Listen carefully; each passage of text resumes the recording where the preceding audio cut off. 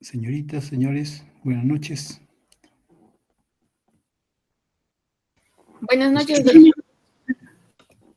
¿Me escuchan? Sí, doctor. Hay 21 en la sala. ¿Esperamos? Sí, por favor, doctor. Mm, Algunos tienen problemitas con su red. ¿Aló? Un momento más, unos 5 minutos, doctor, por favor. Ya, listo.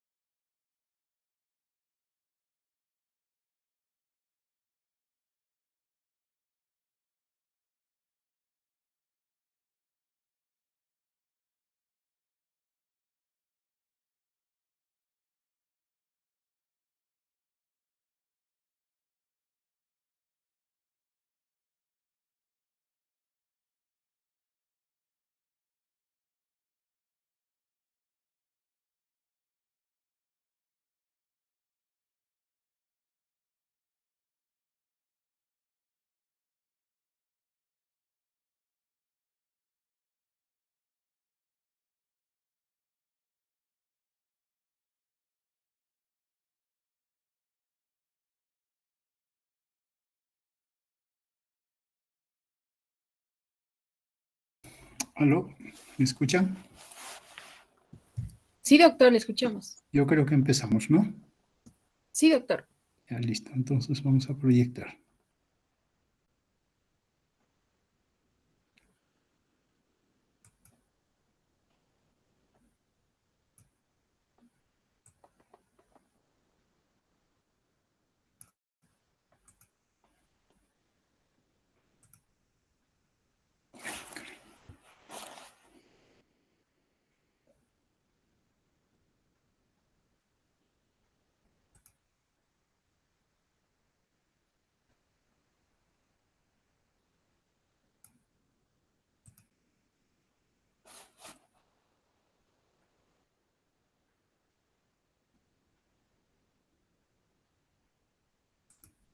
¿Me confirman si ven? ¿Aló? ¿Me Sí, se escuchan? ve, Sí se ve, sí, doctor. doctor, Listo, visualiza. listo. Muy bien. Vamos a ver esto de las funciones del hígado, ¿no? Que teníamos pendiente. Bueno, para simplemente empezar, ¿no? El hígado es un órgano bastante grande, es el más grande a nivel del abdomen y tiene muchas funciones, pero básicamente podemos decir que es el órgano que limpia la sangre y completa la digestión al secretar la bilis, ¿no? Sí, el hígado es un órgano, como decimos, bastante grande. En promedio tiene 1,5 kilogramos, ¿no? Ubicado ya en el abdomen, en la parte superior derecha, etcétera, ¿no?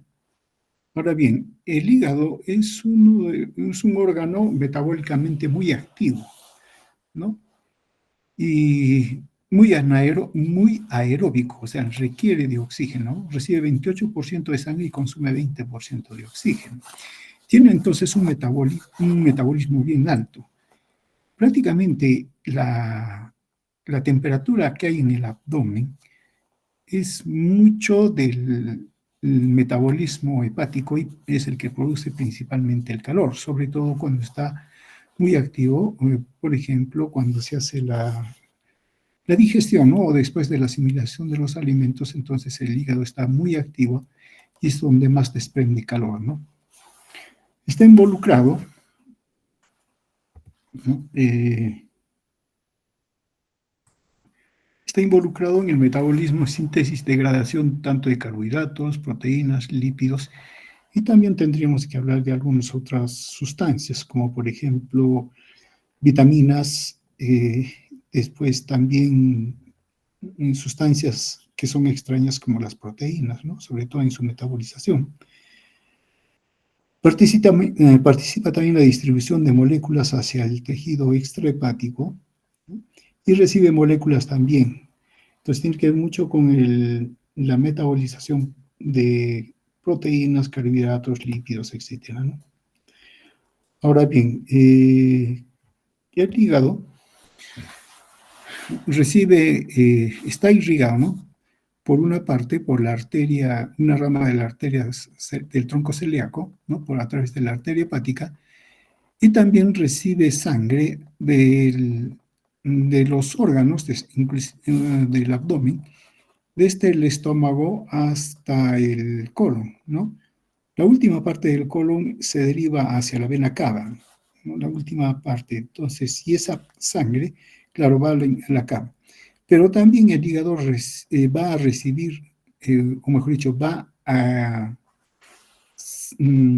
drenar la sangre hacia la vena cava, ¿no? En este caso la vena cava inferior. Entonces, miren, eh, recibe tanto sangre arterial por la arteria hepática y recibe sangre venosa de la vena porta, que está trayendo la sangre de todos los órganos del abdomen principal, sí, tanto incluyendo al vaso, el páncreas, y sobre todo al contenido o todo lo que se ha absorbido a nivel del intestino delgado y en el colon, ¿no?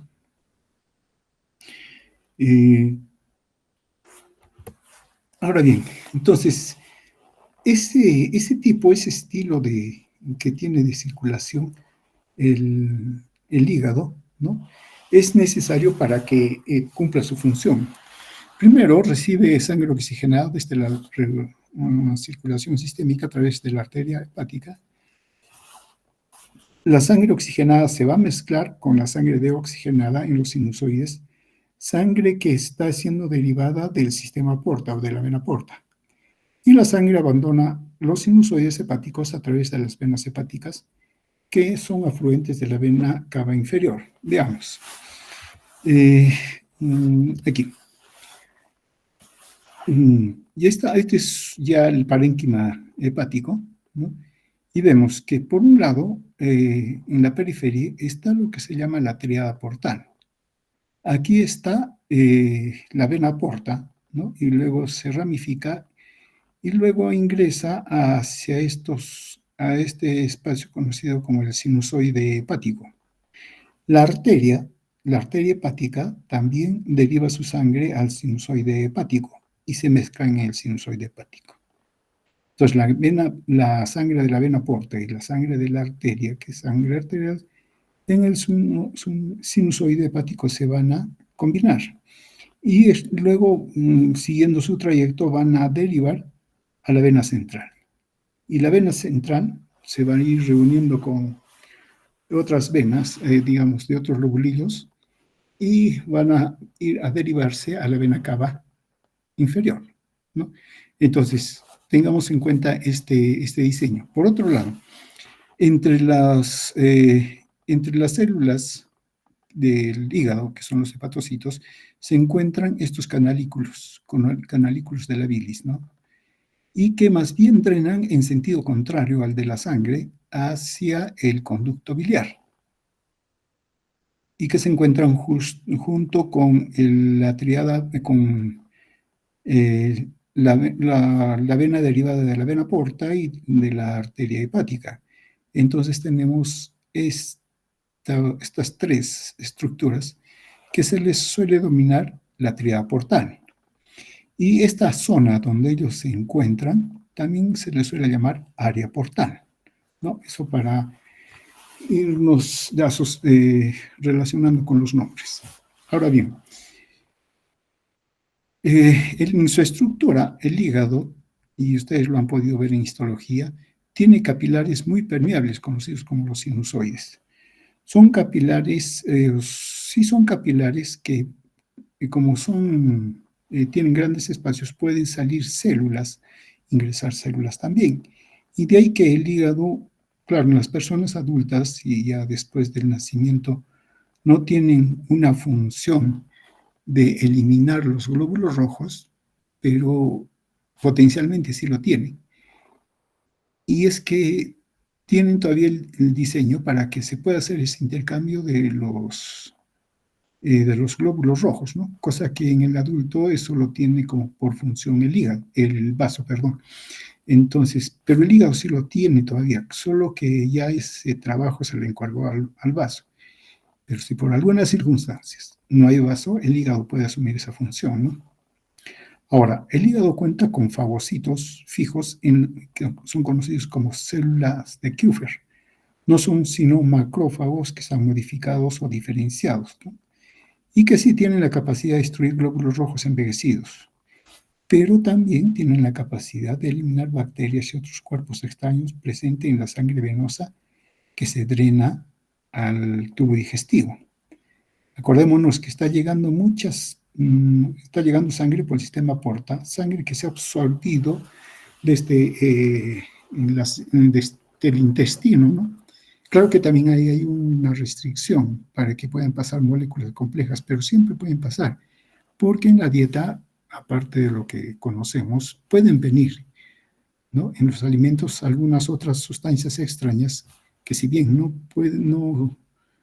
son, digamos, muy complejas, pero son extrañas y son reconocidas también como extrañas. Ahora bien, el lobulillo, el hígado, está compuesto por muchas unidades funcionales denominadas los hepatocitos. O sea, la unidad funcional del hígado es el hepatocito. Y todos ellos están ubicados alrededor de la vena central. Acá tenemos, ¿no? Este es un lobulillo, su corte transversal, acá está la vena, y acá están acá están los hepatocitos. Y miren cómo los hepatocitos forman como una especie de, nosotros lo vemos como cadena, ¿no? Pero si lo vemos de forma tridimensional, es como serían paredes, ¿no? Y dejan espacios entre ellos, ¿no? Esos espacios sirven para lo que mencionaba, ¿no? Los conductos biliares, forman también los sinusoides y todo lo demás, ¿no? Ahora, hacia la periferia, digamos, en relación a un lobulillo, hay 6 tríadas portales. Y esta área, como vuelvo a repetir, se le denomina el área portal. Acá tenemos, ¿no? Por ejemplo, esta es otra estructura, otro gráfico, donde podemos ver que los hepatocitos están en fila aquí, ¿no? Aquí están en fila. Entonces, y acá está la vena central, y acá están en las tríadas portales. Este vendría a ser esta unidad, pero están en relación con los otros lobulillos.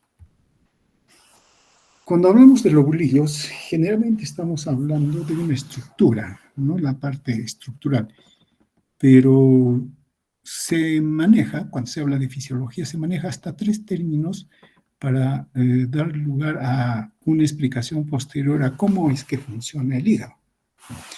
Y hay 3 conceptos, ¿no? Está el lobulillo hepático, que básicamente es el que estábamos describiendo, está el lobulillo portal y el acino hepático. El lobulillo hepático es el lobulillo hepático clásico, ¿no? El que hemos descrito. Todo está organizado alrededor de la vena central. Y hacia la periferia está el área portal con la tríada portal, ¿no? Aquí tenemos. La sangre viene por acá y se deriva a la vena central. Y la bilis más bien va en sentido contrario. No es que se origine en la vena central, pero a este nivel se origina y luego va hacia el área portal. Ese es el lobulillo hepático. Ahora, el lobulillo portal tiene como centro el área portal, o si quieren, la tríada portal, que vendría a ser esto. Acá está la vena, está el canalículo biliar y la arteria. Entonces, teniendo en cuenta esto como centro, se limitan entre 3 venas centrales, ¿no? Ese es el lobulillo portal. Y la otra forma de, digamos, de describir su estructura y que es más fisiológica de los que hemos mencionado es el acino hepático. El acino hepático está, digamos, determinado entre 2 venas centrales y 2 áreas portales. Este es el acino pancreático.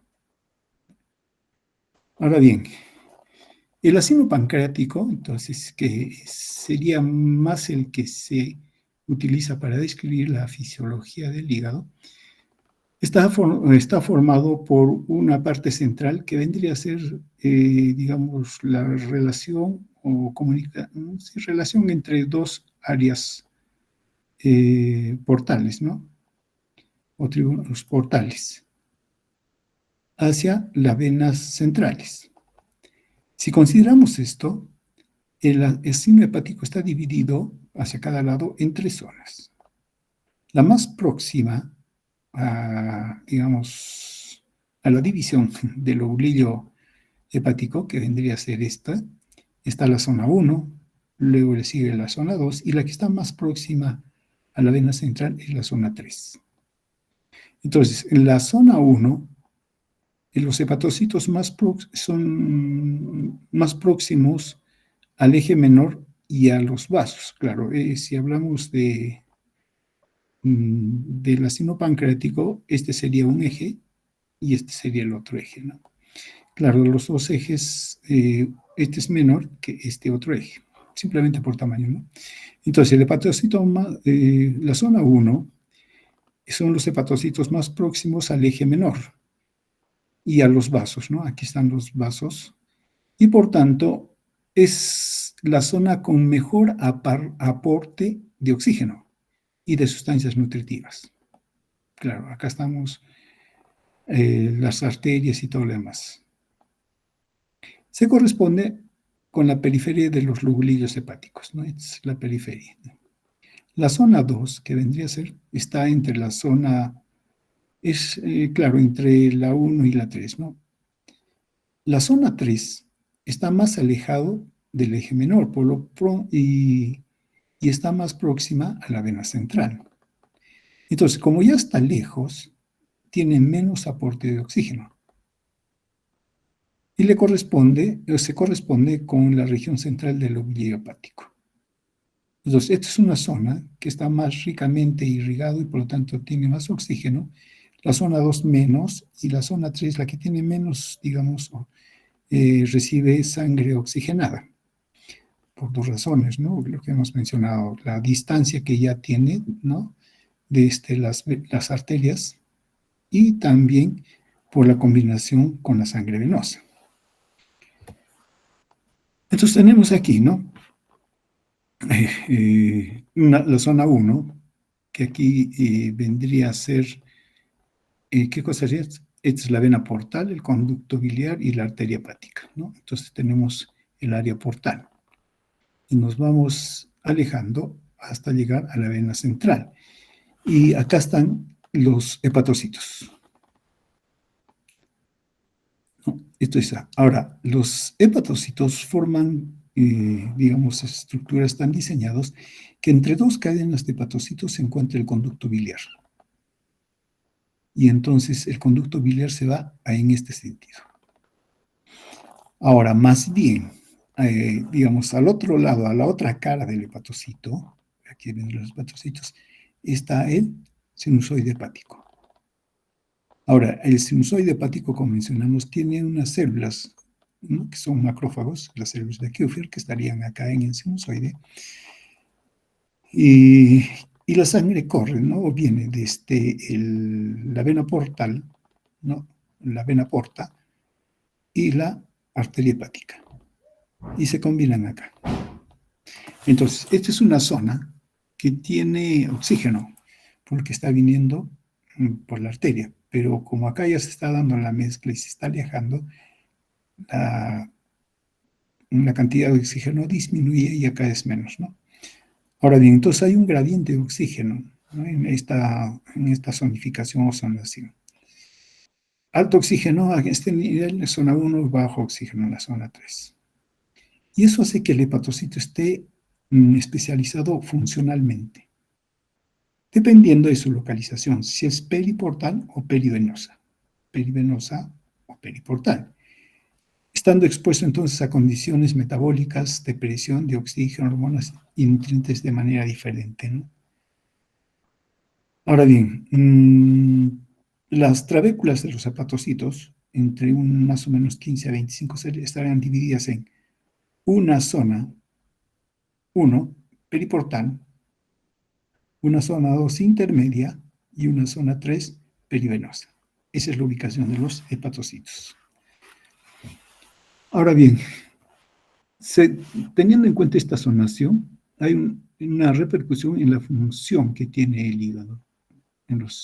Función. Basada en la heterogeneidad funcional, debido a que, como están ubicados en diferentes zonas, van a tener características diferentes y por lo tanto desempeñan papeles en diferentes tipos de funciones metabólicas. Los hepatocitos periportales están más especializados en la gluconeogénesis y la beta-oxidación, mientras que los hepatocitos perivenosos están más relacionados con la glicólisis y la lipogénesis, ¿no? Entonces, la zonificación permite al hígado realizar funciones metabólicas en el lugar más indicado, ¿no? Claro, en relación a la concentración de oxígeno, sustratos y enzimas. Los procesos metabólicos que están relacionados, entonces, tienen lugar en la misma zona. Y esto, claro, como son procesos metabólicos similares o relacionados, esto favorece la sinergia de esas funciones, mientras que los procesos metabólicamente opuestos se realizan en zonas separadas. Y esto evita la interferencia de estas funciones, ¿no? Evita que o disminuye la competencia por los sustratos comunes, ¿no? Y también evitan una pérdida de energía en su actividad. Entonces tenemos aquí, ¿no? El modelo de ácido hepático, zona 1, zona 2, zona 3. Acá está el conducto biliar, el espacio, el área portal, etcétera. Acá se hace, sobre todo se desarrolla la síntesis de glucógeno, la gluconeogénesis, la síntesis proteica y alto grado de citogénesis, ¿no? Al otro lado, en la zona 3, que está en relación a la vena, la vena central, está en el metabolismo, o se realiza el metabolismo de los lípidos, esteroides, la formación de pigmentos biliares, y también es la zona donde más se desarrolla la metabolización de los fármacos o drogas. Muy bien, entonces miren, el acino es la unidad microvascular funcional del hígado y se forma alrededor de un conducto portal. Consta de la arteria hepática, vénula portal, conducto biliar, vasos linfáticos también. No nos olvidamos que también acá hay vasos linfáticos y nervios, ¿no? Y las zonas que hemos mencionado, ¿no? Muy bien, con este diseño entonces, tomando en cuenta, revisamos lo que son las funciones del hígado. No hay mucho problema en esto porque sus textos todo lo tienen y lo mencionan, ¿no? Cuántas funciones tiene el hígado y todo lo demás, ¿no? Y solamente mencionaremos, ¿no? Tienen funciones metabólicas por ejemplo, en el manejo de proteínas, lípidos, carbohidratos, la producción de la bilis, el depósito de sustancias como glucógeno, vitamina B12, hierro, cobre, etcétera, ¿no? Está acá la función de transformación de ciertas sustancias como los cuerpos nitrogenados, en todo caso, la eliminación del nitrógeno, que en un inicio está como amonio, amoníaco, y luego se transforma a urea, ¿no? Y esto es eliminado. Tanto el amonio como el amoníaco son tóxicos, entonces no pueden circular y son eliminados mediante la urea, ¿no? Eso hace que entonces también el hígado tenga una función de destoxificación de la sangre, eliminar sustancias o metabolitos que se dividen en sustancias tóxicas, pero también otras que vienen del exterior, como los fármacos también, ¿no? Y también elimina metabolitos de la hemoglobina cuando esta es ya degradada, ¿no? Harto hemos conversado al respecto. También sintetiza factores de coagulación. Entonces, todas estas funciones, de todas estas que está aquí, bueno, si ustedes pueden ver, hay una que falta aquí. ¿Cuál es?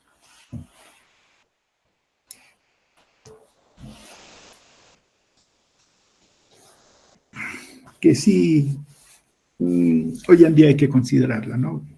La mayoría de textos no lo mencionan, pero sí, ya hemos visto que el hígado tiene que ver con otra función también, y que ya lo hemos visto, ¿se acuerdan?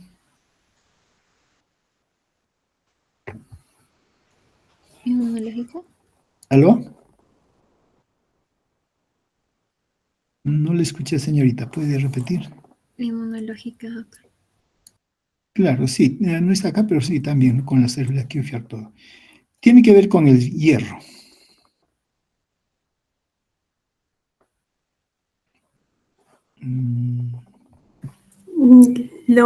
Hematopoyética, doctor.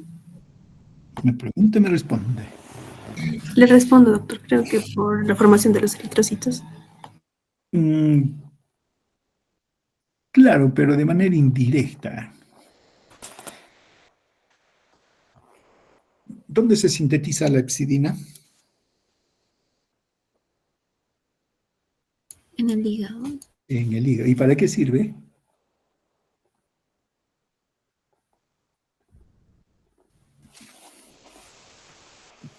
¿Cómo hemos hecho Y eso? almacenamiento de hierro. Para él. Para el almacenamiento de hierro, doctor, y su absorción. para la absorción del hierro, pero no para la absorción, sino para controlar la absorción, porque la hepcidina aumenta, no sé, va a aumentar cuando hay exceso de fierro. Entonces lo que va a hacer es ir al enterocito y cerrar la puerta. ¿Cómo se llama esa puerta?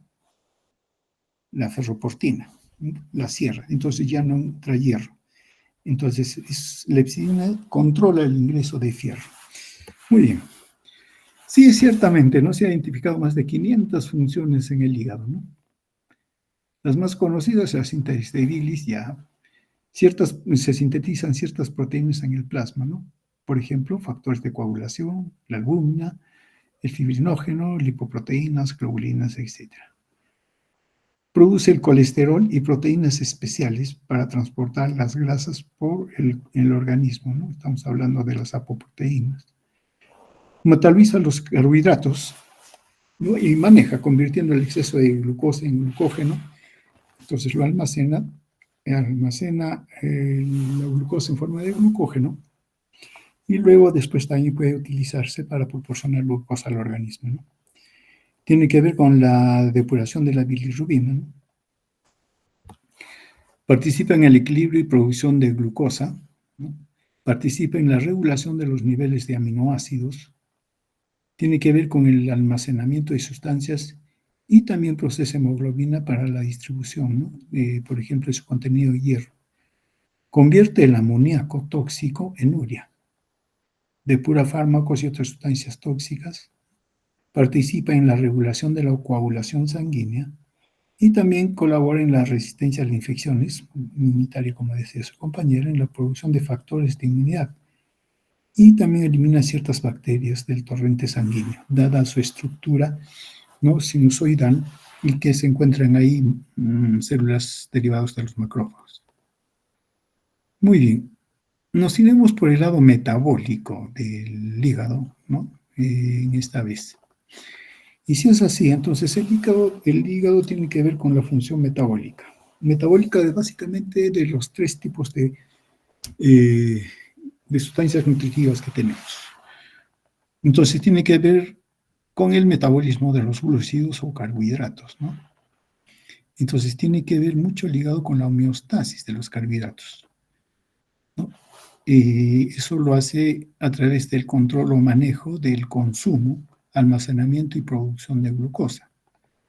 Y resulta muy importante y decisivo para el control de la glicemia dentro de los límites normales. Ahora bien, los hidratos de carbono de la dieta sí llegan al hígado a través de la vena porta, ¿no? ¿Y cómo llegan? Como monosacáridos. Glucosa, principalmente, fructosa, galactosa y también ribosa, ¿no? ¿Cuál es la diferencia entre la ribosa y la glucosa? En su estructura, doctor. ¿Cuántos átomos de carbono en su anillo tiene la ribosa? 5, doctor. 5 en su anillo, ¿no? Mientras que la glucosa tiene 6, ¿no? Y también todos los glúcidos van a ser manejados metabólicamente a nivel del hígado. Ahora bien, entonces, de lo que hablamos, en el hígado tienen lugar los procesos de glucogénesis, gluconeogénesis, glucogenólisis y glicólisis. Glucólisis o glicólisis, ¿no? Son 4 procesos que hay que, digamos, distinguirlos claramente. Y yo creo que con todo lo que hemos ido hablando anteriormente ya uno se ubica, ¿no? ¿Qué cosa es la glucogénesis, la gluconeogénesis, la glucogenólisis y la glucólisis? ¿Cuál es la diferencia entre glucogenólisis y glucólisis? La destrucción de la glucosa es la glucólisis y del glucógeno, glucogenólisis, doctor. Listo, muy bien. Ahora, en la glucogénesis, ¿no?, es un proceso para la formación de glucógeno a partir de la glucosa, pero para eso se requiere glucosa 1-fosfato, que es la que se incorpora al glucógeno, ¿no? Y entonces aquí tenemos el glucógeno formado por la glucosa Y esto se hace a través de la gluconeogénesis también, ¿no? A partir del ácido láctico, aminoácidos y glicerol. Creo que esto ya lo hemos revisado, ¿no? Ciertamente el hígado es el principal reservorio de glucógeno en el organismo. En realidad, quien tiene más glucógeno es el músculo esquelético, pero no está disponible. El que sí está disponible es el glucógeno del hígado, ¿no? El músculo esquelético maneja más rápido el glucógeno o la síntesis de glucógeno que el hígado. El hígado más bien es más lento, pero es el que almacena finalmente la mayor cantidad de glucógeno disponible para el organismo. A través de la glucólisis, la glucosa es transformada en 2 moléculas de ácido pirúvico y que a su vez formarán 2 de acetilcoenzima. ¿Y esto para qué nos va a servir? Ciclo de Krebs. Ingresar al ciclo de Krebs para posteriormente degradar bueno, ya está degradando la glucosa y obtener energía, ¿no? En forma de ATP por la cadena respiratoria. En el hígado, la glicólisis es una fuente poco relevante de metabolitos, ¿no? Para la fosforilación oxidativa, ¿no? Entonces, no sirve mucho la glicólisis para el hígado en realidad, ¿no? Porque la fosforilación oxidativa va a obtener energía por el ciclo de Krebs, ¿no? Hasta la degradación a CO2 más agua de la glucosa. Pero sí la glucólisis sirve para la síntesis de ácidos grasos, nucleótidos y aminoácidos. Entonces, no le interesa tanto la energía que pueda tener a partir de la glicólisis el hígado, sino de la glicólisis por esa ruta va a tener algunos metabolitos que son importantes, como ácidos grasos, nucleótidos, aminoácidos.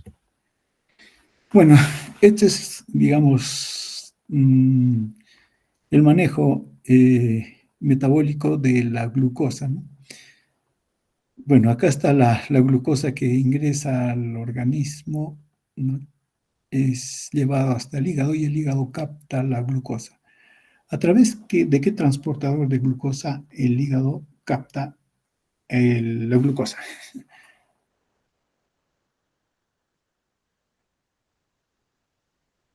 Acá, ¿a través de qué transportador? ¿A través de qué tipo de GLUT?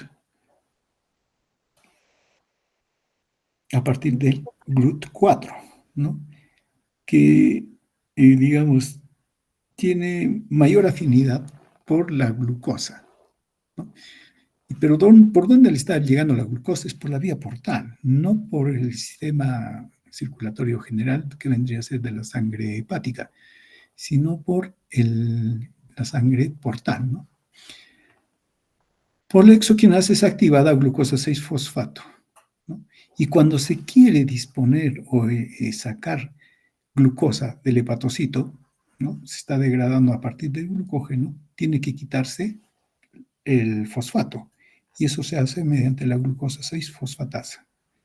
Se le retira el fosfato, el pirufosfato, y se tiene glucosa. Y eso se pone a disponibilidad de la sangre, ¿no? Estando la glucosa dentro, en la forma de glucosa 6-fosfato, entonces tiene 2 caminos, ¿no? Para ingresar a la vía glicolítica o irse para arriba, para la síntesis de glucógeno. Ahora bien, si estamos aquí en este lugar, entonces, miren, el glucógeno tiene esta estructura. Tiene una proteína, digamos, en el centro, y que a partir de ella se unen moléculas de glucosa, ¿no? Y en cierto punto hay ramificaciones, ¿no? Que se dan. Entonces eso permite que se puedan ir agregando moléculas de glucosa. Entonces, ¿qué tenemos con lo que habíamos dicho, no? Tenemos aquí la glucosa 6-fosfato, que es la que se habría absorbido, ¿no? La glucosa 6-fosfato se convierte en glucosa 1-fosfato por la fosfoglucomutasa. Ahora bien, la glucosa 1-fosfato va a unirse a una molécula de uridín difosfato para formar que se llama el uridín difosfato glucosa. Para eso se requiere UTP, ¿no? Se libera 2 fósforos y entonces queda ligada la glucosa a la uridín difosfato glucosa, ¿no? Entonces, esto se hace mediante la glucógenosintasa. Y entonces se libera luego el uridín difosfato y eso se une a, digamos, a una de estas ramas, la glucosa. Para eso también se requiere de otras enzimas, ¿no? Que se facilitan la unión, ¿no? Por ejemplo, enzimas que ramifican. Está creciendo aquí, digamos, esta cadena, y como ya es en exceso, entonces tiene que haber una ramificación, entonces se va para este lado. Entonces necesita también enzimas que ramifican, ¿no? Y se forma el glucógeno. ¿Quién favorece esta ruta, esta vía, ¿no? Digamos, la incorporación de la glucosa 1-fosfato al glucógeno? La insulina. Ahora bien, cuando hay un requerimiento de glucosa, ¿no? Porque disminuye el nivel periférico, entonces entra en juego la glucógeno fosforilasa, que saca a la molécula de glucosa absorbiendo un fosfato, más una enzima que más bien empieza a cortar las ramas, ¿no? Desramificador se le llama, ¿no? Y entonces se obtiene glucosa 1-fosfato. Por la fosfoglucomutasa se convierte a glucosa 6-fosfato y luego entra la glucosa 6-fosfato a la vía glicolítica y se va a derivar a piruvato, y dependiendo de las condiciones metabólicas va a lactato o acetilcoenzimada, que luego va al ciclo de Krebs hasta degradarse y formar CO2 y agua, ¿no? Como producto final. Entonces, este es, digamos, el juego que hay entre la asimilación de glucosa, la formación de glucógeno. Ahora, mencionamos que la insulina es la que va a favorecer la síntesis del glucógeno. ¿Y qué hormonas son las que, o cuáles son los reguladores para que se libere la glucosa? Están el glucagón, ¿no? La epinefrina y el AMP muscular, ¿no? Entonces, ellos estimulan la degradación. Esto sería en el músculo. Entonces, para obtener glucosa, porque, claro, ya bajó el nivel de glucosa en sangre, entonces, y no viene por asimilación, entonces tiene que salir el glucógeno que está, que se ha formado. Entonces, si el glucagón es el que va a estimular, y en condiciones de estrés va a ser la epinefrina, ¿no? La glucogenólisis, entonces, es un proceso por el cual el glucógeno es descompuesto y forma nueva glucosa. Esto mediante una reacción de fosforilación. Tiene lugar en realidad en todos los tejidos esta glucogenólisis, pero es muy importante cuantitativamente en el líquido. La neoglucogénesis o gluconeogénesis, si quieren, se sintetizan moléculas de glucosa a partir de aminoácidos, ¿no? Ácidos grasos, glicerol, como ya hemos comentado. En situaciones de hiperglicemia, que vendría a ser el periodo postprandial, la insulina favorece la glucólisis para obtener energía y la glucogénesis, esto para almacenar. En situaciones de hipoglicemia, condiciones de ayuno, el aumento del glucagón estimula la glucogenólisis y la gluconeogénesis. Claro, gluconeogénesis para formar glucógeno y luego obtener la glucosa, ¿no? Por degradación del glucógeno. Entonces, en el metabolismo de los carbohidratos, ¿no? El regulador homostático importante de la glucosa sanguínea, ¿no? Es por parte del hígado. La concentración de glucosa en sangre determina si el hígado es el utilizador o el productor de la misma, ¿no? Dependiendo de las condiciones que hemos mencionado. Cuando se asimila a los carbohidratos por digestión, se asimila como glucosa, fructosa, galactosa, que son las que también van a ser metabolizadas, convertidas a glucosa y participan también, ¿no?, en la producción de energía, si es que es el caso, o la formación de glucógeno. Las reservas de glucógeno hepático más o menos nos pueden mantener, si es que no comiésemos nada, hasta 24 horas, ¿no? Se entiende que nos pueden proveer de glucosa. Cuando pase este tiempo, entonces va a haber una síntesis de glucosa a partir de los productos del lactato aminoácido, ¿no?, la gluconeogénesis, estimulado por el glucagón, catecolaminas, y más bien es inhibido por la gluconeogénesis, por la insulina, perdón. Entonces, ¿qué tenemos aquí, no? Como el manejo general, ya. Tenemos la ingesta de los hidratos de carbono, ¿no? Ingresa al intestino, es absorbido, se obtiene glucosa. La glucosa es absorbido por el GLUT2. GLUT2 había sido, entonces GLUT4 es músculo. Entonces, se absorbe glucosa y por una vía directa es fosforilada a glucosa 6-fosfato y luego a glucógeno, como habíamos mencionado, ¿no? Por otro lado, glucosa puede entrar la vía glicolítica, entonces lo que vamos a tener es piruvato. Entonces, teniendo el piruvato, entonces entra al ciclo de ácidos de citratos mediante la acetilcoenzima A y se obtiene acetilcoenzima A. Ahora, dependiendo de las condiciones metabólicas, si hay un exceso de acetilcoenzima A, entonces lo que va a haber es que esa acetilcoenzima A puede convertirse en ácidos grasos, luego en triglicéridos. Y esta es también una forma o parte en el cual el hígado tiene ácidos grasos triglicéridos y que los va a exportar a los tejidos a través de las lipoproteínas de muy baja densidad, las VLDL, ¿no?, hacia los tejidos. ¿No? Eso en condiciones. Ahora, cuando hay un exceso ya de, digamos, ¿cuándo entra en vía? ¿Cuándo esta vía se activa? Cuando ya la concentración o la producción de glucógeno en el hígado ya está satisfecha. Entonces tiene que ser derivado, si está ingresando más glucosa, tiene que ser derivado. Y entonces ingresa la glucosa y se forma acetilcoenzima A. Y eso luego es llevado a los tejidos. Y se almacena en los tejidos allá. Entonces, en los tejidos se almacena la glucosa, ¿no? Y es la razón que si uno come bastante carbohidratos, todo aumenta de peso, ¿no? Ahora bien, por otro lado, en el líquido extracelular, ¿no?, también en el líquido extracelular la glucosa va a pasar a los glóbulos rojos, al cerebro. Estos dos son independientes de la insulina, no dependen de insulina. El GLUT4 sí es manejado por la insulina y permite el ingreso de la glucosa a los adipocitos.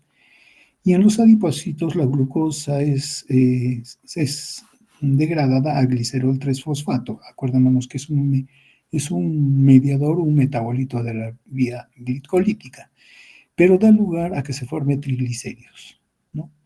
Esto asociado a ácidos grasos que le está llegando por este ácido graso que vino aquí y que pasó por los vasos, y la lipoproteína lipasa permitió que el ácido graso de las lipoproteínas de muy baja densidad liberen el ácido graso, entonces pasa a la sangre y esto es absorbido también, captado por, en este caso, el tejido graso, ¿no?, el adipocito. Entonces tenemos ácidos grasos y desde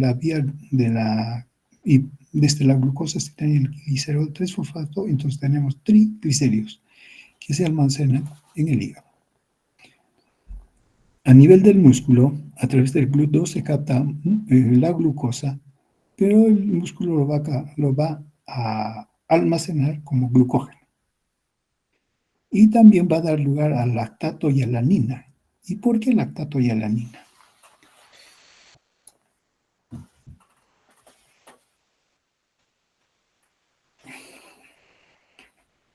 ¿De qué estamos hablando ahí? Del ciclo de Cori y el ciclo de... ¿Cuál se llama el otro ciclo?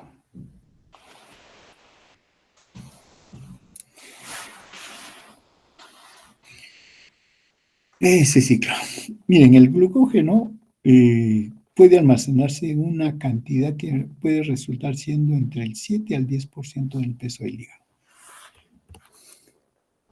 En cuanto al metabolismo proteico, las proteínas de la dieta llegan al hígado a través de la circulación portal también, ¿no? Todos no se absorben en realidad las proteínas como tal, sino en forma de sus componentes que son los aminoácidos. Ahora, los aminoácidos son catabolizados por un lado y por otros, y otros pueden ser empleados para la síntesis de nuevas proteínas, ¿no? Y también una pequeña parte pasan a la circulación como aminoácidos libres, que es muy poco en realidad. No hay un sistema específico de almacenamiento de aminoácidos, ¿no? Como se ocurre con el glucógeno, la glucosa, etcétera, y las grasas.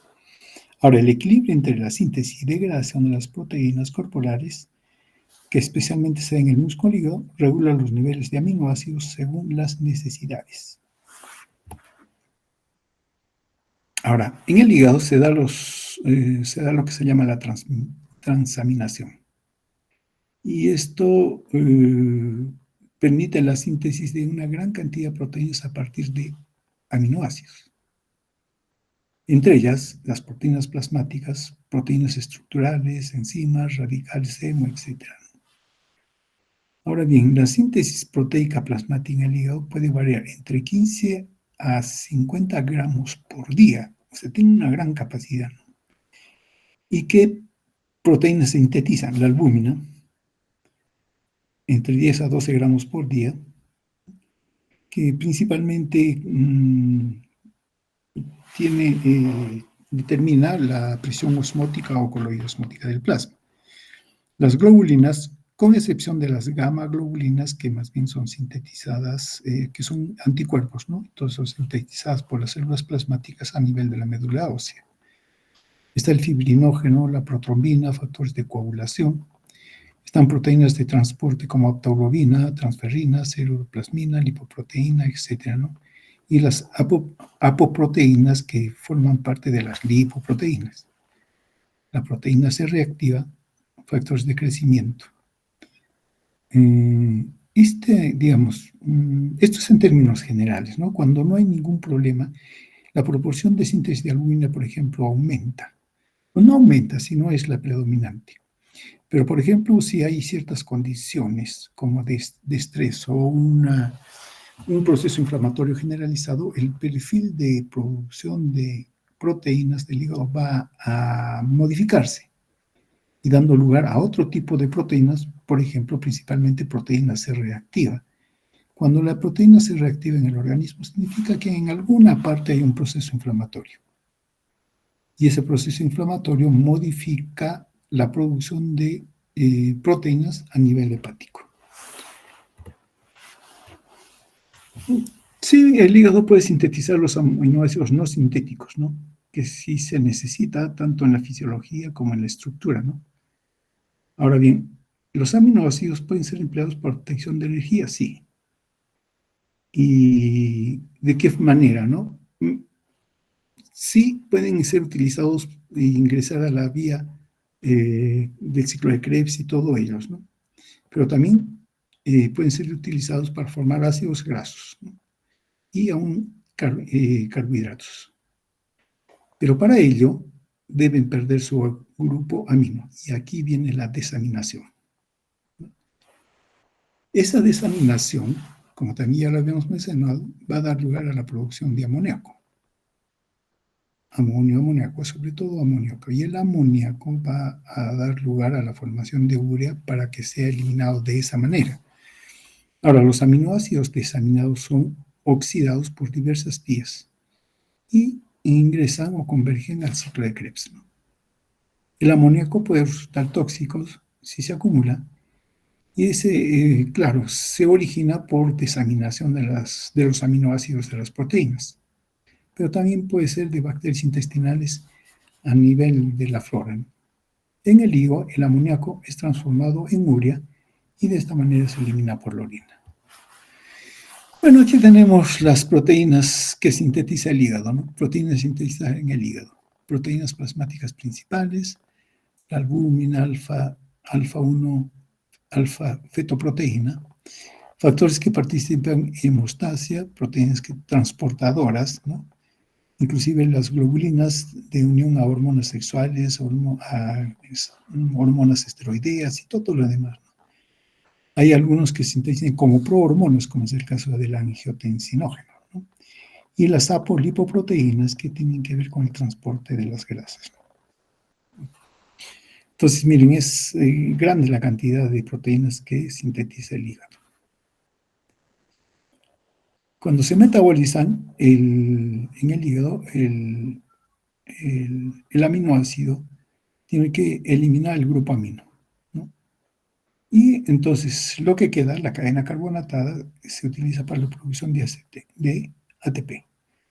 Convierten el amoníaco tóxico en urea, como mencionamos, y en estas células sintetizan las proteínas plasmáticas como globulinas, albúminas, etc.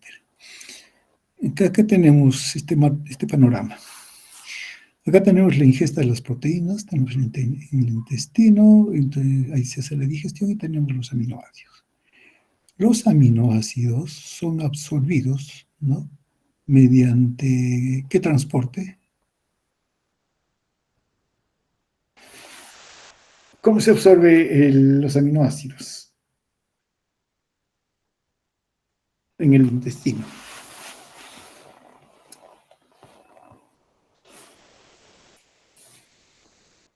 Ya lo mencionamos.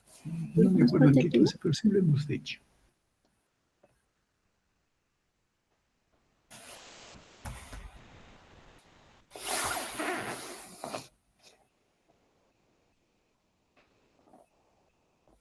Hoy no hay nadie. Creo que yo también me voy. Bueno, mientras van pensando. Doctor, Nos interesa que los aminoácidos lleguen al hígado. Entonces, en el hígado sí van a ser captados los aminoácidos por transportadores, ¿no? Sobre todo los aminoácidos gluconeogénicos son los que se van a utilizar. Estos aminoácidos, ¿no?, van a ser absorbidos y, bueno, por transaminación y etcétera, pueden ingresar primero por transaminación, ¿no? Porque hay determinados aminoácidos son los que van a ingresar más directamente, pero también tiene que sacarse ¿qué se llama? Tiene que haber desaminación. Una vez desaminados, pueden entrar bien por la vía del piruvato o del oxalacetato, que es la mayoría, ¿no? Pero hay otros que pueden ingresar también a través de los intermediarios del ciclo de ácido cítrico, ¿no? Y entonces lo que se va a obtener es el oxalacetato, y que es desde el cual se va a formar principalmente por una ruta inversa a la vía glicolítica a glucosa 6-fosfato. Y luego esto da lugar a la síntesis de glucógeno, ¿no? En el líquido extracelular en sangre, básicamente se absorbe desde el intestino y también del hígado se libera, tenemos aminoácidos, ¿no? Estos aminoácidos son también captados, por ejemplo, por el músculo para la síntesis de proteína. Como mencionamos, los aminoácidos no pueden almacenarse y se deben utilizar inmediatamente. Dentro del hígado, ¿qué tenemos? Miren, aquí ¿qué tenemos? Los aminoácidos son captados por transportador y tenemos los alfa-aminoácidos, ¿no? Ahora, estos alfa-aminoácidos van a ser desaminados y se va a formar alfa-cetoácido. Y en el hígado, por metabolización, se va a tener acetoacetilcoenzima, o va a servir para obtener acetoacetilcolina, acetilcoenzima A, piruvato, intermediarios del ciclo de ácido de Krebs, como hemos estado mencionando, que ingresan los aminoácidos acá. Esa es una posibilidad de destino de los aminoácidos. Ahora bien, la desaminación también va a dar lugar a que se forme glutamato. El glutamato es otro aminoácido, ¿no? Y también el glutamato va a dar lugar va a tener una desaminación para reponer primero el alfa-cetoglutarato que anteriormente se había consumido. Pero a través hay una desaminación y con sustancias como el NAD va a dar lugar a la NADH, no más H. Entonces, como se está retirando el cuerpo nitrogenado, lo que vamos a tener es esto. ¿Cómo se llama esto? Amonio. Liberándose un hidrógeno tenemos el amoníaco, ¿no? Ahora, el amoníaco, en presencia de ATP y bicarbonato, lo que se va a formar es carbamoil P. Y esa es la que se va a unir a la ornitina para formar citrulina y se va a ir dando la vuelta a arginino succinato, y este se para en fumarato y arginina, y luego se forma la urea. Y la urea luego es transportada y sacada del hepatocito y se libera. Y tenemos la urea. Esa es la ruta, ¿no? Digamos, este sería como el manejo del aminoácido. El aminoácido es utilizado en su estructura carbonatada y el grupo amino se utiliza para la síntesis de urea y de esa manera es eliminado, ¿no? El amoníaco puede ser absorbido a través de este transportador, ¿no? Tenemos el amoníaco y se une con otra molécula de amoníaco. Y también puede dar lugar a ingresar a esta ruta con la carbamoil fosfato y también va a ser eliminado mediante la urea. En cuanto al metabolismo lipídico, la mayoría de las grasas de la dieta son absorbidas por el tubo digestivo, pero son transportadas por los kilomicrones. Pero estos kilomicrones no van a ser absorbidos hacia la vena porta, sino a través de los vasos linfáticos. Entonces, las grasas llegan a los diferentes tejidos donde los lípidos van a ser principalmente los triglicéridos y serán almacenados o hidrolizados para obtener energía, dependiendo de las condiciones que sean. Entonces, en el hígado, como en otros tejidos también, porque no es exclusivo en el hígado, tiene lugar la lipólisis, o sea, degradación de las grasas, ¿no? Los triglicéridos almacenados en el hígado o los que proceden de la sangre, ¿no? Del tejido adiposo, por ejemplo, son hidrolizados en glicerol y ácidos grasos. Estamos hablando de los triglicéridos, los cuales son degradados a acetilcoenzima A mediante la beta-oxidación mitocondrial y se obtiene energía, ¿no? Claro, porque la acetilcoenzima A ingresa al ciclo del ácido cítrico y libera la energía. Ciertamente, aunque la beta-oxidación puede tener lugar en todas las células del organismo, esto se hace principalmente y de forma más rápida a nivel hepático. Ahora, el exceso de acetilcoenzima A se transporta al resto del tejido en forma de ácido acetoacético, que está formado por dos moléculas de acetilcoenzima A, y también se puede obtener energía a partir de esto.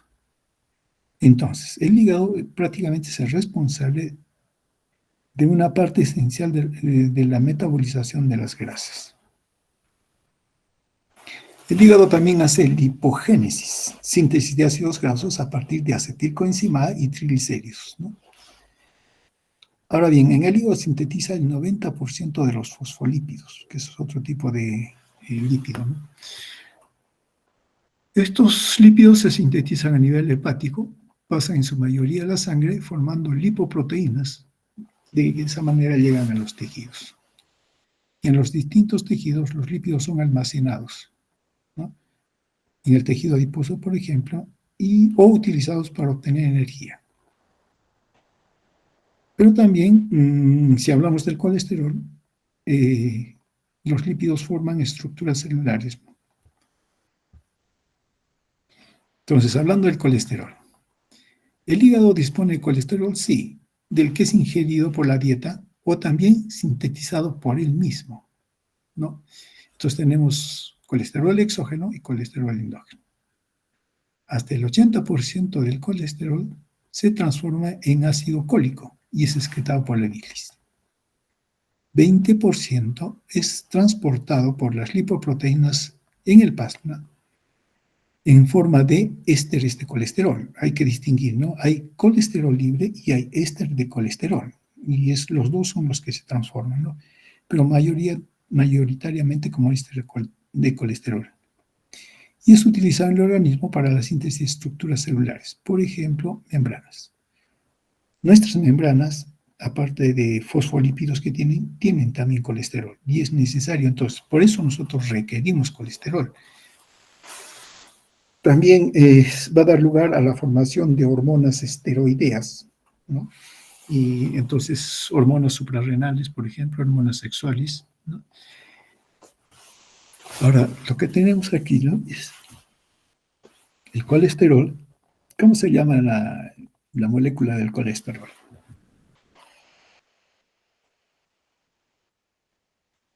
¿Se acuerdan?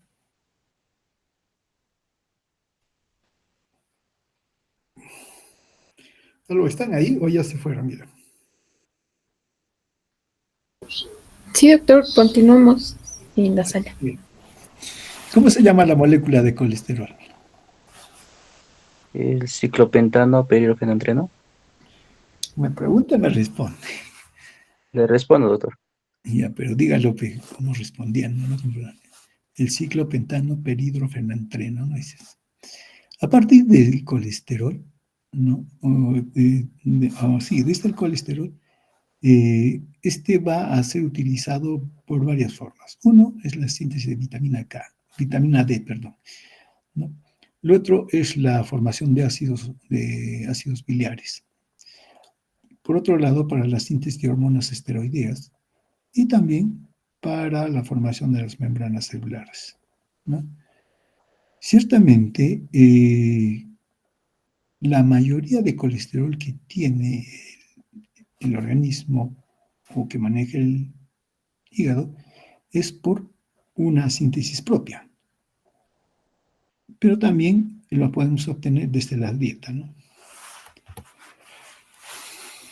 Ahora, aparte de los triglicéridos, fosfolípidos, colesterol, y sobre todo en relación a fuentes energéticas, el hígado también es capaz de sintetizar cuerpos cetónicos, aparte de ácidos grasos. Eso se le llama la cetogénesis. Los cuerpos cetónicos son el ácido acético, el beta-hidroxibutirato y la acetona, ¿no? Y sí, ellos son fuente de energía alternativa a la glucosa en ciertos momentos, ¿no?, o ciertas condiciones. Esta cetoacidosis aparece en situaciones de déficit de hidratos de carbono. Entonces se puede mencionar que eso es cuando hay una falta de carbohidratos, alimentación, en una desnutrición, ¿no? También la cetoacidosis se puede dar en ausencia de insulina, es el caso de los diabéticos, ¿no? Entonces, como la glucosa no puede ingresar a las células, no se puede utilizar. Las células demandan que necesitan fuente energética. ¿Y qué es el organismo? Les provee cuerpos cetónicos. Entonces, en estas condiciones aumenta el metabolismo lipídico y la síntesis de los cuerpos cetónicos. Ahora bien, la metabolización de los cuerpos cetónicos va a derivar en acidosis grave, ya que las células solo pueden oxidar una cierta cantidad limitada de cuerpos cetónicos, porque esa no es la forma en la cual nosotros manejamos o tenemos fuentes energéticas, ¿no? Está el carbohidrato, que es o la glucosa, la que nos puede principalmente. En la cetogénesis, como habíamos mencionado, a partir de los ácidos grasos, Por beta oxidación se tiene acetilcoenzima A y dos moléculas se unen y tenemos acetoacetilcoenzima A, que es el paso previo para formar acetoacetato, que es el cuerpo cetónico principal. Generalmente este acetoacetato no se utiliza, pero sí sirve para formar acetona y beta-hidroxibutirato, que son los que sí se utilizan como fuente energética. Esos son los cuerpos cetónicos. Ahora bien, como la cetoacidosis, o la cetosis puede dar lugar a acidosis, y se llama, esa condición se llama cetoacidosis, es una condición grave. Una de las complicaciones de los pacientes diabéticos, cuando o no se dio bien el tratamiento o falta de insulina, etc., una de las complicaciones es justamente la cetoacidosis, porque como el organismo no puede utilizar los carbohidratos, entonces utiliza rutas alternas y se activa la formación de cuerpos cetónicos. Y eso lleva a una cetoacidosis diabética que sí puede ser mortal. Entonces, en cuanto al metabolismo de los lípidos en el hígado, hay la cetogénesis, que es la síntesis de los cuerpos cetónicos, ¿no? El hígado es el único órgano que puede producir acetoacetato. O sea, en otro lugar no lo hay, ¿no? Y la es vía metabólica importante en situaciones de ayuno prolongado, como habíamos dicho, y cuando hay un problema de diabetes, ¿no? De diabetes que no está regulada, no está bien tratada o no se ha tratado bien, ¿no? Entonces se tiene la cetoacidosis, ¿no? Ahora bien, entonces, a partir de las grasas, la oxidación de las grasas, ¿no? También el catabolismo de los aminoácidos y la glicólisis, tenemos acetilcoenzima A, dos moléculas, y eso da lugar a cetoacetilcoenzima A. Y la cetoacetilcoenzima A ¿no? se une con más acetilcoenzima A y lo que se tiene es el 3-hidroxi-3-metilglutaricoenzima A. Esta se le retira una molécula de acetilcoenzima A, que luego se utiliza a este nivel, y ya se tiene el acetoacetato. Y esto por reducción tenemos el 3-hidroxibutirato. Y es el que sale el 3-hidroxibutirato y es el que va al músculo, por ejemplo, ¿no? Se tiene acetoacetato, ¿no?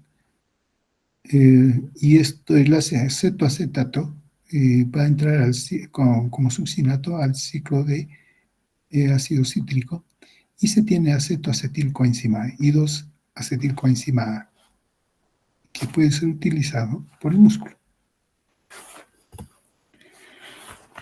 Entonces, los hepatocitos almacenan triglicéridos, degradan ácidos grasos para producir ATP, sintetizan lipoproteínas que transportan ácidos grasos, triglicéridos, colesterol, así desde las células corporales, ¿no?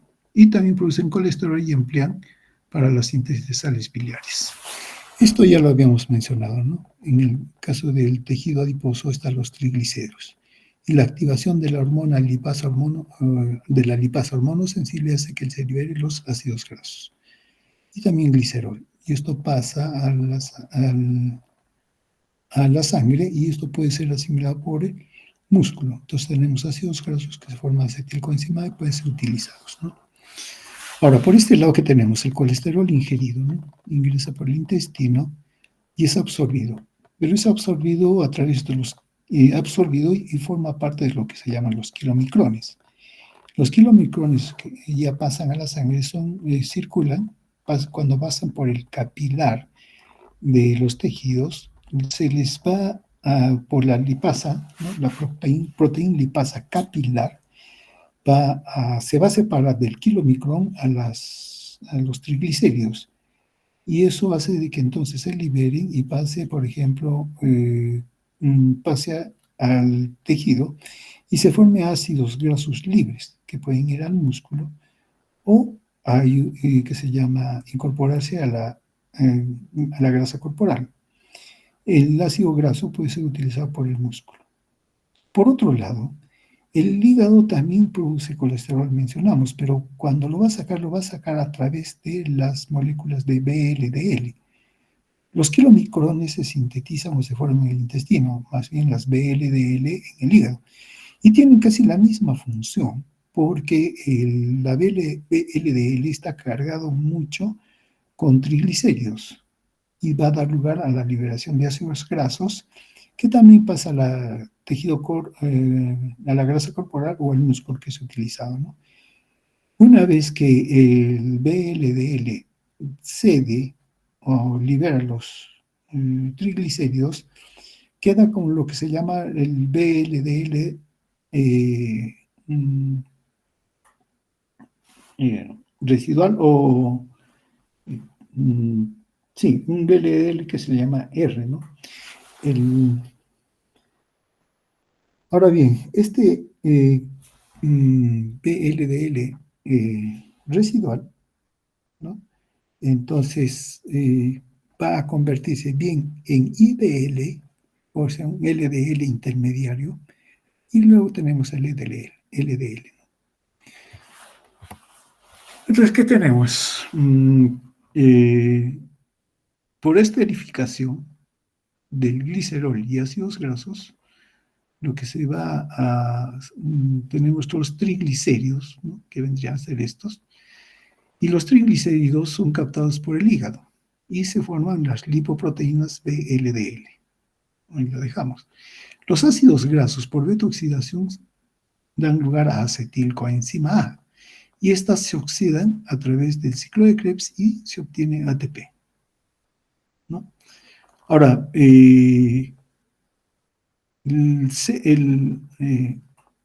añadiéndole una succinilcolina, lo que tenemos es cetoacilcoenzima A transferasa, o mejor dicho, la cetoacetilcoenzima transferasa va a unir, va a unir a las cadenas de ácidos grasos succinilcolina A, como habíamos dicho anteriormente, y tenemos los cuerpos cetónicos.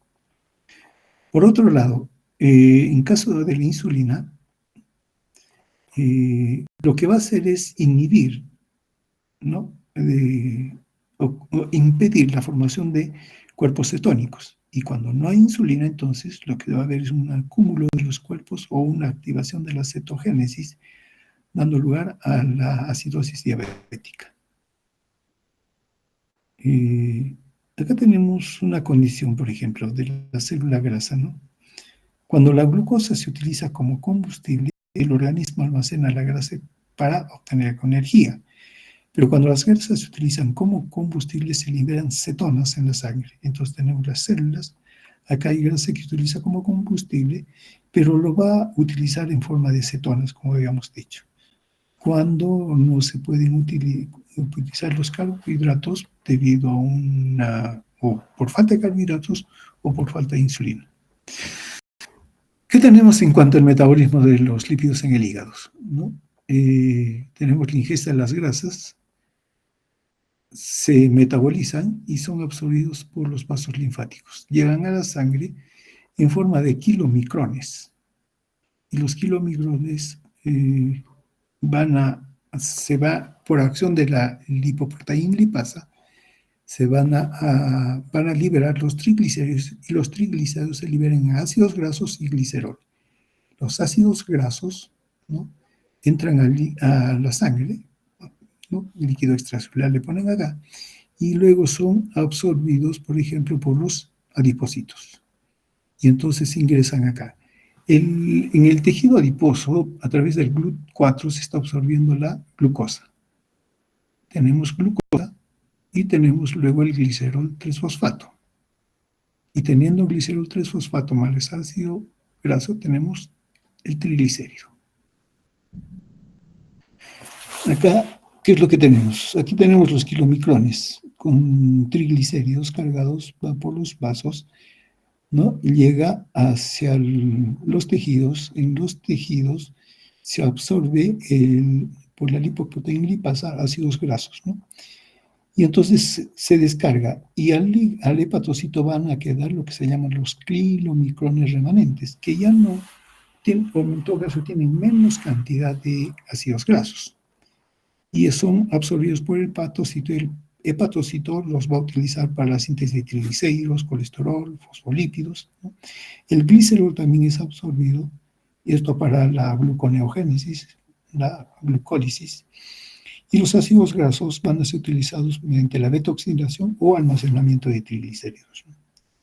Por otra parte, esos ácidos grasos de los kilomicrones también van a ser absorbidos por las células, ¿no? Por ejemplo, las células lipídicas. Y entonces lo que va a obtener esos son ácidos grasos. Y son los que van a ser utilizados, ¿no? O para sintetizar triglicéridos y luego ser almacenados, ¿no? En el adipocito.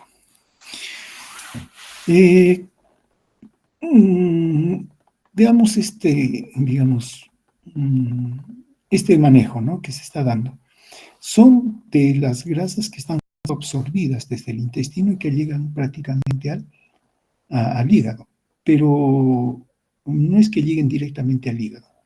Cuando los kilomicrones son absorbidos, ¿no? Desde el intestino, el tracto intestinal por los vasos linfáticos, llega al corazón y luego es redistribuido a los tejidos. Allí es donde se descargan las grasas, sobre todo los triglicéridos. Y entonces lo que se queda son kilomicrones remanentes. Y eso es lo que es captado por el hígado, no directamente el kilomicrón, ¿no? Bueno, aquí ¿qué tenemos, no? Acá tenemos el intestino, bueno, el intestino absorbe las grasas y eso se va por la linfa. En la linfa, ¿cómo está circulando? Como kilomicrones. Luego llega a la sangre, está en el plasma, entonces tenemos aquí ya por el capilar, la lipoproteínlipasa es la que va a degradar, ¿no? A nivel de los adipocitos en ácidos grasos y glicerol. Y lo que tenemos son los kilomicrones remanentes que son captados por el hígado. Ahora, el hígado va a tener triglicéridos, colesterol, ésteres de colesterol y fosfolípidos. Y con eso va a formar lo que se llama las VLDL. Las VLDL son las que salen del hígado, ¿no? Y también pasan a la circulación, todo. Y lo mismo sucede lo mismo que con el kilomicrón. La fosfolipasa es la que va a degradar, no va a descomponer y se absorbe a nivel de los tejidos los ácidos grasos y el glicerol. Pero acá no se tiene el kilomicrón remanente, sino se tiene la LIEDL, la lipoproteína de densidad intermedia, ¿no? Y que va a dar lugar a la LDL. Y la LDL va a obtener colesterol, por ejemplo, este es el colesterol de los tejidos, ¿no? Y lo va a llevar al hígado. Y a través de receptores de LDL, el colesterol que está trayendo esta partícula es absorbida por el colesterol, o por el hígado. Y el colesterol es utilizado por el hígado, ¿no? Miren, tanto el colesterol que le provee LDL como el kilomicrón, el hígado lo utiliza para formar ácidos biliares, bilis, etc., ¿no? Por este otro lado, ¿qué tenemos? Claro, las LDL llevan el colesterol hacia otros tejidos, ¿no? La HDL, en realidad la HDL como proteína, o mejor, sí, como proteína estructura, está formado por el hígado. Cuando pasa por la circulación es donde se carga de colesterol.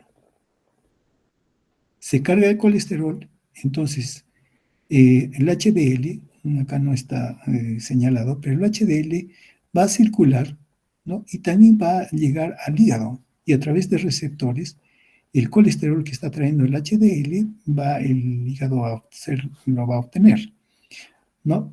Entonces, HDL, que se ha sintetizado en el hígado, también se sintetiza en el intestino, es el que va a recoger el colesterol básicamente. Por eso se dice, es el transportador, el que transporta el colesterol bueno, porque está trayendo el colesterol de los tejidos hacia el hígado. Esto es posible porque hay una enzima, ¿no? Conocida como la lecitina colesterol aciltransferasa, que es la que transfiere el colesterol a la lipoproteína, a la HDL, por esta enzima. Si no hubiera esta enzima, entonces no se podría pasar de los tejidos el colesterol a la HDL. La HDL, como mencionamos, ya está circulando y necesita, bueno, no es que necesite, sino que va a recibir el colesterol mediante esta enzima, ¿no? Entonces, miren, y lo que hemos mencionado, hay dos aspectos a manejar en la regulación del metabolismo lípido, de las lipoproteínas. Está el metabolismo exógeno, que tiene que ver con la captación de las lipoproteínas desde el intestino, vía vasos linfáticos, etcétera, y los kilomicrones y todo lo demás remanente de kilomicrones, que vendría a ser el metabolismo exógeno de las lipoproteínas. Miren, el kilomicrón es el que provee también de triglicéridos a los tejidos, ¿no? Porque tiene esa distribución, o esa distribución. Ahora, cuando el kilomicrón digamos, descarga, el kilomicrón remanente tiene relación con la HDL, inclusive también con la VLDL, ¿no? Y le transfiere algunos componentes, colesterol, ácidos grasos, ¿no? Pero principalmente está transportando ácidos grasos libres al tejido. En el metabolismo exógeno, lo que es la producción de VLDL, cuando se descarga, ¿no? Lo que se va a tener son la VLDL remanente, que casi muy poco se menciona, pero lo que sí queda es la IDL, ¿no? Que es la lipoproteína de densidad intermedia. También esta IDL es la que lleva grasa hacia las arterias, pero es un intermediario para la LDL. Y la LDL es la que va a llevar el colesterol a las células periféricas. No, miren, ¿y por qué hay una identidad? Porque, claro, no estamos hablando de las apoproteínas. Kilomicrones tienen la apoproteína B48 y la VLDL residual, IDL y LDL manejan con las apoproteínas B100, ¿no? Esa es su, digamos, identificación. Por eso hay que ellos trabajan de manera relacionada. Prácticamente vendría a ser como la misma molécula, solo que está cambiando su composición, ¿no? Sobre todo de los ácidos grasos libres, por eso que van teniendo diferente denominación. Y estas son las lipoproteínas que se manejan a nivel del hígado. Están los kilomicrones, por ejemplo, que tienen triglicéridos en una proporción de 0.86, ¿no? En caso de las VLDL tienen 0.55, las LDL tienen 0.06 y las HDL 0.04. Ese es mucho menor lo que tienen, ¿no? Entonces, miren, y también esto está en proporción. Los kilomicrones son moléculas mucho más grandes y conforme van entregando los triglicéridos, sobre todo, entonces van disminuyendo de tamaño, ¿no? Entonces, y acá están inclusive las lipoproteínas que forman parte de estas proteínas. ¿Y por qué? Tienen que tener proteínas, ¿no? Porque es lipoproteínas, porque solas las grasas no pueden circular por sangre. Necesita que alguien las transporte, y eso hacen las proteínas. En buena cuenta, las apoproteínas, ¿no? En cuanto al colesterol que estábamos mencionando, ¿no? El colesterol está involucrado no está involucrado, sino tiene varias fases en su manejo. La absorción intestinal, ¿no? La síntesis, la secreción biliar, el colesterol consumido para la síntesis de ácidos biliares y el colesterol segregado por las moléculas B de VLDL del hígado. ¿Qué tenemos aquí?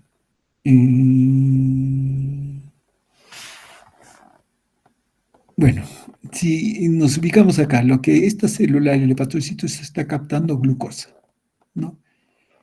Y luego se tiene piruvato y lo que se tiene por esta ruta que ya la habíamos mencionado, acetilcoenzima A. Entonces tenemos acá acetilcoenzima A. Por otro lado, tenemos aquí el hígado también, pero que capta los aminoácidos, y a través de los aminoácidos también vamos a obtener acetilcoenzima A. Entonces, lo que se va a formar primero es la combinación de dos moléculas de acetilcoenzima A. Entonces, tenemos acetoacetilcoenzima A. Esto mediante la participación de la hidroximetilglutaril coenzima A sintetasa, ¿no? ¿Y qué se obtiene? 3-hidroximetilglutaril coenzima A. Este paso es limitante, ¿no?, para que se forme a partir de acetilcoenzima A colesterol. Pero primero se forma mevalonato. Es el paso que controla la hidroximetilglutaril sintetasa, o reductasa en este caso, para producir el colesterol. Si hay mucho colesterol, entonces esta enzima no trabaja porque ya le está llegando colesterol, pero cuando no hay, entonces sí se activa esta enzima, entonces lo que se va a tener es mevalonato. Y luego con 8 pasos la nosterol y 19 pasos después ya se tiene el colesterol. Entonces, este es el punto clave. Entonces, quien controla a la hidroximetilglutaril coenzima reductasa, entonces controla la síntesis de colesterol. Y sí, hay medicamentos que pueden hacer eso, ¿no?, como las estatinas, y entre ellas la atorvastatina, que se da, por ejemplo, para tratamiento cuando hay hipercolesterolemia. Bien, entonces con eso nos vamos con respecto a las acciones metabólicas, pero otras funciones. Bueno, están almacenar la vitamina A principalmente, también está la D, la B12. La vitamina A es liberada a la circulación en forma de retinol, ¿no? Tenemos tanta cantidad de vitamina A que pueden pasar meses sin que nosotros tomemos vitamina A, pero el hígado tiene y nos puede surtir, ¿no?, de vitamina A. Y cuando falla la vitamina A, lo que vamos a tener es un problema de visión. ¿Se acuerdan? Cuando se hace la visión, ¿no?, el sentido de la visión, se habla de la vitamina A. ¿Para qué sirve la vitamina A?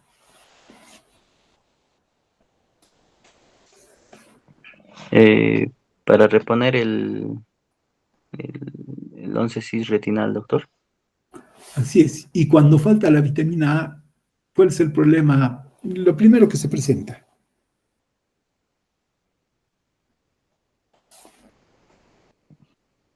¿Tendríamos defectos para ver en oscuras, doctor? Claro, la visión nocturna es la que más se ve afectada, ¿no? Es la primera que se va a ver afectada. En el hígado también se forma la vitamina D3, el colicalciferol, que se convierte en 3-hidroxicolicalciferol, y que en el riñón pasará a 1,25-dihidroxicolicalciferol, que es la forma activa de la vitamina, de la vitamina D. La vitamina K también se relaciona con el hepatocito, porque la vitamina K, más bien el hepatocito la utiliza para la síntesis de factores de coagulación. Interviene el almacenamiento de metabolismo y homeostasis del hierro, que ya habíamos comentado también. El fierro se almacena en el citoplasma del hepatocito en forma de ferritina o gránulos de hemosiderina. Cuando hay exceso de fierro, tenemos la hemosiderosis, que es el depósito del fierro, pero que como está en exceso, va a dar lugar a una reacción de fibrosis en el hígado. Y eso sí es un problema. En cuanto a la bilis, es una solución micelar, ¿no?, en el cual los ácidos grasos, ¿no?, que se han formado por metabolización del colesterol, forman micelas mixtas con fosfatidilcolina. Y estas micelas mixtas solubilizan las moléculas de una manera particular para que tengan solubilidad acuosa, como el colesterol mismo también, ¿no? ¿Cuánto se secreta de bilis? Entre 600 a 1000 mililitros por día. En cuanto a sus funciones, emulsión de las grasas, ¿no?, a partículas pequeñas para que puedan ser luego degradadas por las enzimas pancreáticas. la absorción de grasas en la mucosa intestinal y también para la excreción de la bilirrubina y el colesterol.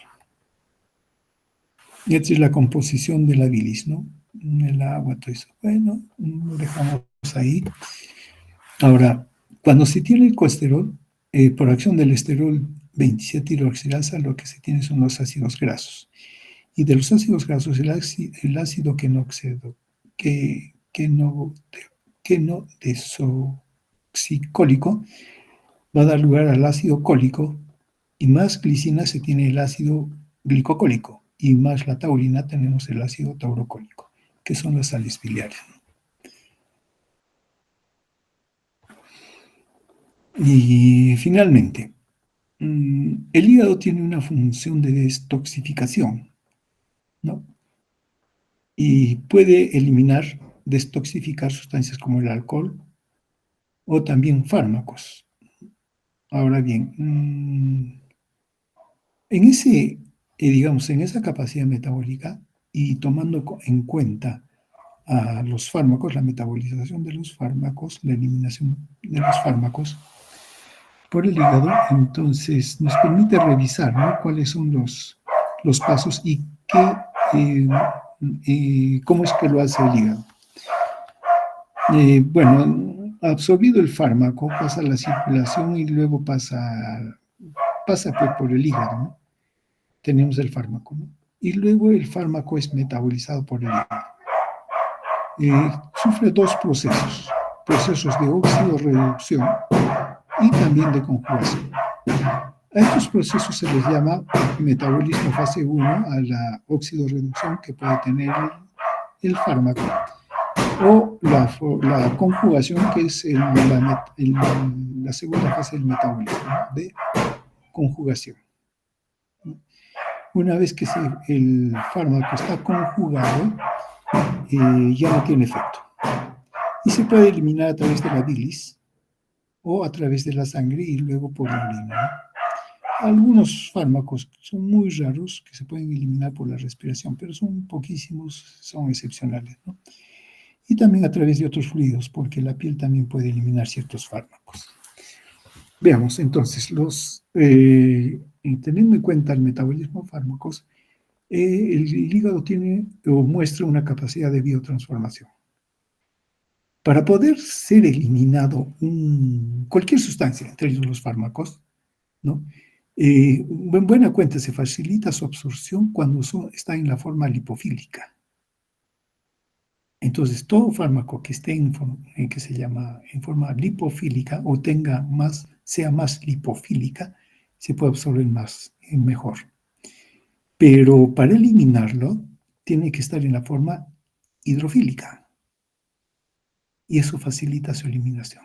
Entonces, lo que va a hacer el hígado es convertir no solo los fármacos, sino cualquier otra sustancia tóxica si es lipofílica, volverla hidrofílica. Y si es hidrofílica, volverla más hidrofílica también. De tal manera que se pueden eliminar. Ahora bien, los hepatocitos tienen 3 fases o categorías para eliminar los fármacos. Pero, claro, acá el autor nos está señalando 3 porque incluye la fase de eliminación por transporte activo. Pero usualmente, si hablamos de metabolización, son consideradas 2 fases, ¿no? La fase 1, que es de reacciones de oxidorreducción para aumentar la polaridad de la sustancia o el fármaco, y la segunda es para hacer aumentar la polaridad. La fase 2 también aumenta la polaridad, pero más que eso es para conjugarlos con sustancias hidrosolubles endógenas generalmente, ¿no? Por ejemplo, con ácido glucurónico, ¿no? Es lo más frecuente que hace el glucuronoconjugación, ¿no? Y luego ella es eliminada. Muy bien, la fase 1 convierte los fármacos en unas sustancias más polares, ¿no? Y para eso le inserta grupos polares, oxidrilos, por ejemplo, grupo amino, grupos sulfidrilos, ¿no? O también eliminando grupos polares, dependiendo de la estructura del fármaco. Algunos fármacos para esto pueden ser oxidados, otros pueden ser reducidos, ¿no? Ahora bien, una vez que son polares hidrofílicos, son más fáciles de excretar por amina o por la bilis, ¿no? Ahora bien, esas reacciones de oxidación, sobre todo, óxido-reducción, son de oxidación, pero también hay reducción dependiendo de los intermediarios, están realizados por la citocromo P450. Cuando uno dice citocromo P450, en realidad no está hablando de un solo tipo de enzima, sino una gran cantidad de enzimas. Y esas enzimas han sido agrupadas en 18 familias conocidas como las CYP, ¿no? Y todas las CYP son citocromos P450, pero cada una son bien diferentes y cumplen reacciones específicas, ¿no? Y dicho sea de paso, estas son las que también metabolizan, por ejemplo, hormonas, sobre todo aquellas hormonas que son esteroideas. Ahora bien, entonces las citocromos P450, de manera específica las CYP, y en caso de metabolización de los fármacos, hay 18 familias. La familia de las CYP tipo 2, 3 y 4 son las que más metabolizan a fármacos. Dicho sea de paso, también son las que son los citocromos P450, digamos, en mayor cantidad, ¿no? También se utiliza la monooxigenasa, que contiene flavin microsomal, prostaglandina, endoperoxidasa sintetasa, alcohol deshidrogenasa. Claro, esto es para la metabolización de los alcoholes, ¿no? Entonces, se tiene todo este tipo de enzimas. Entonces, tiene una gran capacidad enzimática el hígado, que lo va a utilizar dependiendo en concreto del sustrato. Puede dar lugar a reacciones de hidrólisis por esterasas, amidasas y epóxido hidrolasas, ¿no? Rompen la estructura de la molécula. Muy bien. También están las reacciones de óxido-reducción, reducción del grupo azo, nitro, del grupo carbonilo, sulfóxidos o N-óxidos, quinonas también, ¿no? Entonces, miren, en las reacciones de fase 1 que se pueden realizar por parte del hígado están las reacciones de óxido-reducción, las hidrólisis y, bueno, reducción, ¿no? Con eso lo que trata el hígado es de que el fármaco sea hidrosoluble, polar. Pero también es cierto de que hay fármacos cuando ingresan, como moléculas no tienen actividad biológica. Y cuando ingresan al organismo y pasa por el hígado, entran a esta fase de reacción tipo 1. Y, por decir, las fraccionan. Y entonces lo que se tiene es un metabolito. De todas estas reacciones lo que vamos a obtener son metabolitos, ¿no? Lo que se trata es de tener un metabolito ya inactivo. Pero puede ser que lo fraccione y al separarse recién adquiera actividad metabólica, o mejor, actividad biológica. Estas reacciones también pueden hacer eso con ciertas sustancias, ¿no?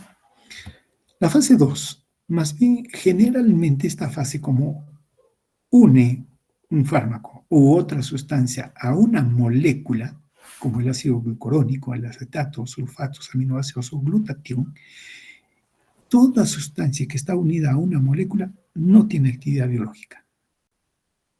Entonces, en esta fase, lo que va a hacerse unir a una molécula como el ácido glucurónico, ¿no?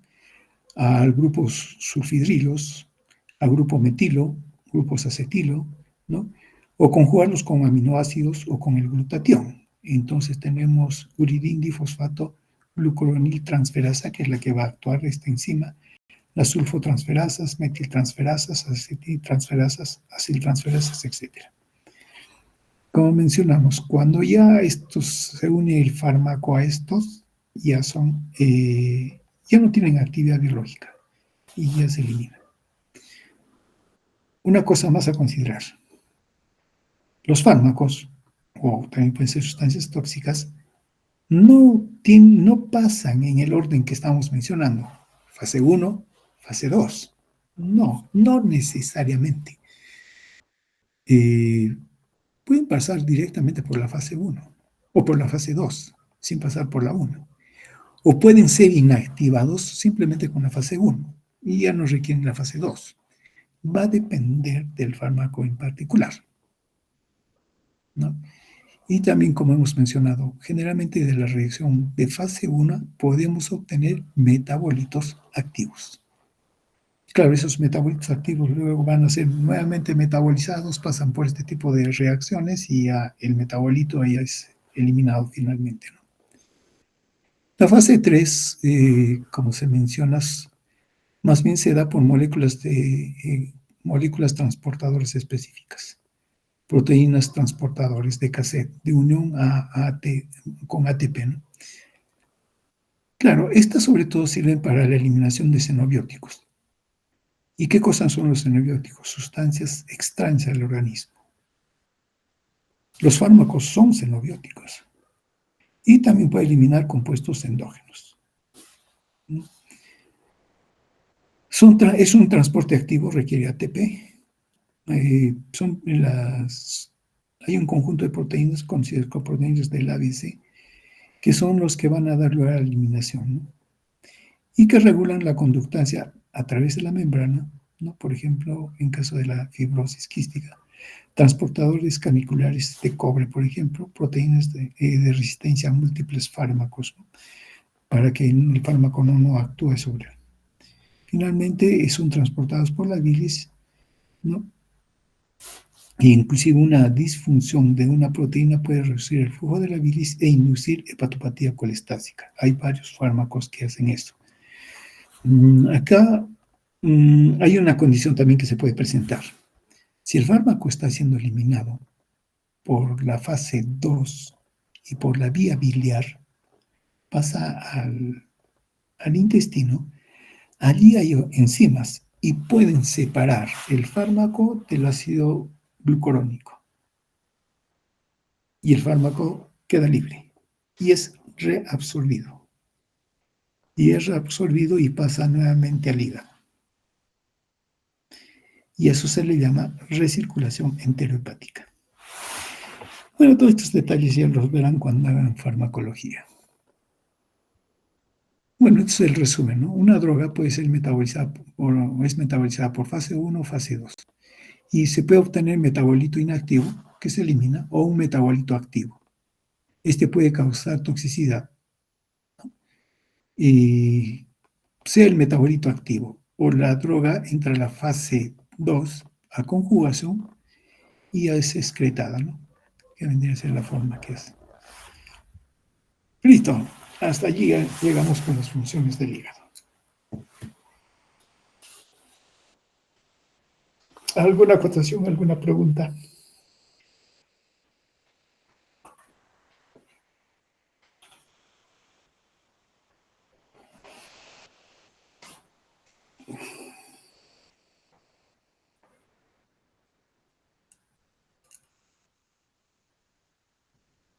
No hay preguntas. Listo, muy bien. Si es así, nos retiramos.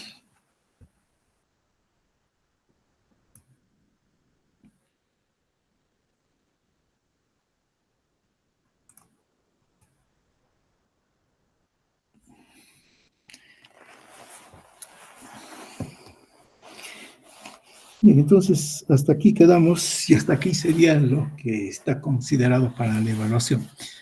La evaluación siempre el día lunes, ¿no? Por favor, me confirman. Sí, doctor, a las 8 de la mañana, como nos indicó ayer. Listo, entonces 8 de la mañana. Los trabajos. Los trabajos ya le entregamos, doctor, ya. El día lunes. ¿No? Ya, entonces deben Sí, estar doctor. en la oficina. Ya, entonces, listo, no tendríamos más nada, entonces, nada pendiente. Listo, entonces, nos vemos hasta el día lunes en la evaluación. ¿Listo? Muy bien. Muchas gracias, doctor. Buenas noches. Hasta el día lunes. Igualmente, doctor, muchas gracias.